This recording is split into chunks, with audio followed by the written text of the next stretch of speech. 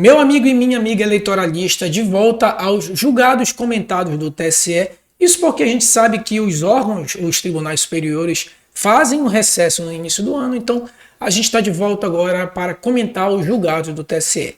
Só uma lembrança, toda semana aqui vocês sabem que a gente publica os julgados comentados, referente a todos aqueles acórdãos que foram publicados na semana anterior. Então a numeração que a gente utiliza aqui é uma numeração sequenciada do canal. Então, por exemplo, a gente está gravando aqui a edição número 42. Então um seguidor perguntou se esse número diz respeito ao informativo. Não, porque o TSE publica apenas uma vez no mês o informativo. E a gente comenta toda semana os julgados do TSE daquilo que foi publicado na semana anterior. Então essa numeração ela é própria do canal. Tá bom? Feito aí o esclarecimento, a gente já parte para os julgados dos acórdãos que foram publicados entre o dia 5 de fevereiro até o dia 9 de fevereiro, tá, do ano de 2024. Então, esse informativo é bem tranquilo, tá, porque a gente está no início do ano, né, pós-carnaval. Então, foi um informativo bem tranquilo, foi uma semana bem tranquila, voltando ainda de recesso. Então, alguns julgados importantes, muito embora com pouco volume, tá? A gente começa aqui com prestação de contas. Aqui a gente vai fazer aquele estilo de sempre, dar uma breve leitura no julgado e depois a gente comenta. Olha só, o recolhimento aos cofres públicos dos recursos de origem não identificada afasta a suspensão no artigo 36, inciso 1 da lei dos partidos políticos. Isso porque, meus amigos, o que acontece?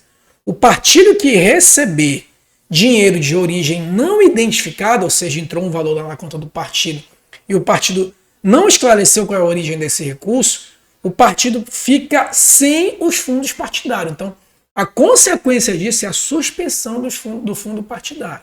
Então, o que o TSE entendeu bem? Como é muito difícil, né, a lei impôs esse ônus muito difícil, o partido identificado, de repente alguém transferiu ele e não consegue identificar, o simples fato dele pegar esse dinheiro e recolher ao tesouro, né, a União não é besta nem nada, já vai ficar com esse dinheiro, se ele recolher esse dinheiro ao tesouro, isso por si só já tem um condão de afastar a suspensão do recebimento dos fundos partidários. Tá? Então, se o partido tiver com essa pendência, recebeu um dinheiro e teve o fundo partidário suspenso em razão desse dinheiro de origem não identificada, basta que ele pegue esse dinheiro e deposite no tesouro, e aí essa limitação de recebimento do fundo partidário vai ser levantada, obviamente, com um pedido junto à Justiça Eleitoral. Tá bom? Próxima questão, legitimidade de suplente. Tá? Essa aqui é interessante, tá? Eu não vou nem fazer a leitura completa, porque a gente tem que explicar essa daqui. Ó. Diz o seguinte: a legitimidade para recorrer de terceiro prejudicado demanda interesse jurídico e não apenas de fato ou reflexo.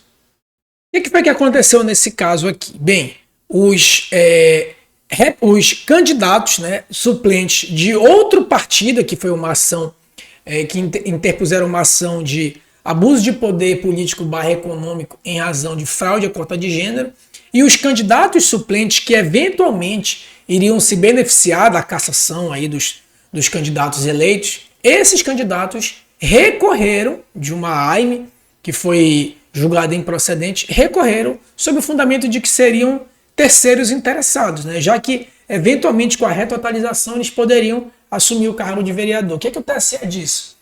Que o fato deles serem suplentes e, eventualmente, assumirem um cargo não implica dizer que eles teriam ali o interesse jurídico, né? Seria um interesse de fato, mas não necessariamente o interesse jurídico, porque a esfera jurídica deles não seriam atingida.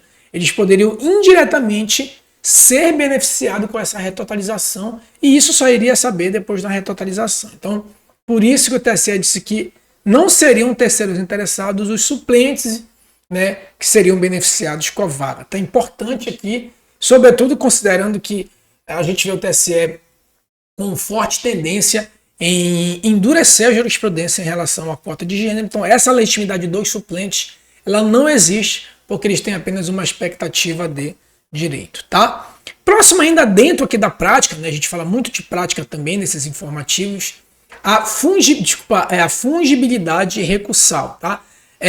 Enquanto que lá no processo civil a decisão que pretende rejulgar uma decisão monocrática, os embargos de declaração ali apenas rejeitado, nesse caso aqui da Justiça Eleitoral é diferente, olha só. nos termos do entendimento desta Corte Superior, do TSE, recebem-se como agravo interno os embargos opostos de decisão monocrática com pretensão de modificar. Então, se o relator decidiu monocraticamente, o relator, em tese, o recurso cabível seria agravo interno para levar isso para o colegiado, seria um agravo interno para levar para o colegiado. No entanto, eu posso propor embargo de declaração da decisão monocrática. Só que na Justiça Eleitoral, quando se propõe embargo de declaração tentando modificar a decisão monocrática e não apenas aclarar, se recebe esse recurso como um agravo interno, ou seja, eu pego os embargos que tenta modificar e recebo como agravo interno, tá? Ainda dentro aqui de recursos, cuidado, tá, pessoal? Seja advogado ou concurseiro, a regra geral para o prazo de recurso na Justiça Eleitoral, a regra geral são 3 dias, tá? No entanto, o direito de resposta e as representações lá do artigo 96, que geralmente são representações de pesquisa e de propaganda eleitoral, o prazo para essas representações é de 24 horas. Então, cuidado, porque se você perder um prazo, existe a intempestividade reflexa. Todos os demais recursos também vão ser tidos como intempestivo, tá? Então, muito cuidado com essa questão da tempestividade, porque a regra geral dos recursos são 3 dias, mas para essas representações e direito de resposta, o prazo é de 24 horas, tá? Por fim, tá um julgado bem importante aqui sobre doação, tá?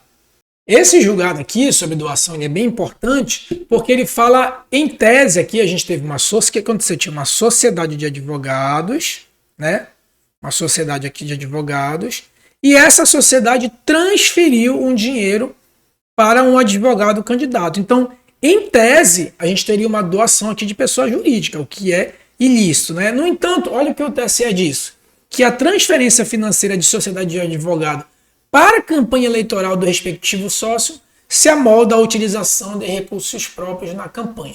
Ou seja, a transferência, nesse caso aqui, não caracterizou doação de pessoa jurídica, sim o recurso do próprio advogado que faz parte aí da sociedade dos advogados, que seria recurso próprio. A gente sabe que o recurso para terceiros é 10% do que eu recebi no ano anterior. Então, se eu, como eleitor, recebi 200 mil, eu posso doar até 20 mil.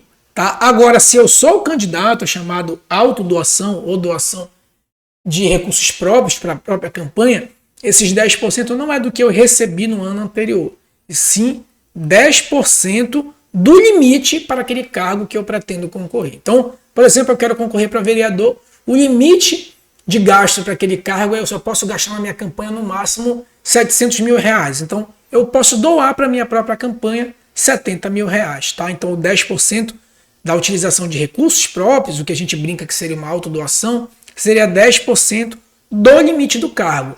Já o eleitor, quando vai doar para terceiro, não. É 10% do que ele recebeu no ano anterior às eleições.